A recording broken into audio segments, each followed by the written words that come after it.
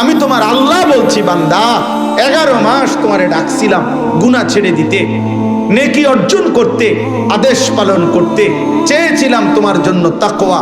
আচ্ছা বান্দা ঠিক আছে, শয়তানের প্ররোচনায়, নফসের ধোকায়, দুনিয়াবি হাজারো ব্যর্থতায় তুমি পারো নাই, কমতি হয়ে গেছে, ঘাটতি হয়ে গেছে, গুনাহ ছাড়তে পারো নাই, গুনাহ বেশি হয়ে গেছে, নেকি কম হয়ে গেছে।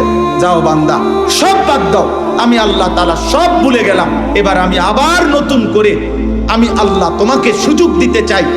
11 মাসের ভুল ভ্রান্তি ছেড়ে দিয়ে নতুন করে ঘুরে দাঁড়িয়ে তুমি পিছনের সব ভুলে একটি মাস মাত্র গুনে গুনে গুনাহ বর্জন করো, আমি আল্লাহর ইবাদত করো, 5 ওয়াক্ত নামাজ পড়ো, গুনাহ ত্যাগ করো, হারাম ত্যাগ করো, দিল জবান চলাফেরা আচরণ উচ্চারণের হেফাজত করো, রোজা পালন করো, সুবহে সাদিক থেকে সন্ধ্যা পর্যন্ত যাবতীয় খাদ্য পানীয় স্বামী স্ত্রীর বৈধ মেলামেশা থেকে বিরত থাকো, সবগুলো গুনাহ ছেড়ে দাও।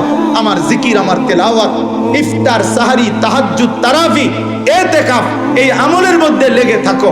আমি আল্লাহ ওয়াদা দিলাম, ঠিক 30 দিনের দিন বা 29 দিনের দিন আমি আল্লাহ আরেকবার চাঁদ উঠাবো।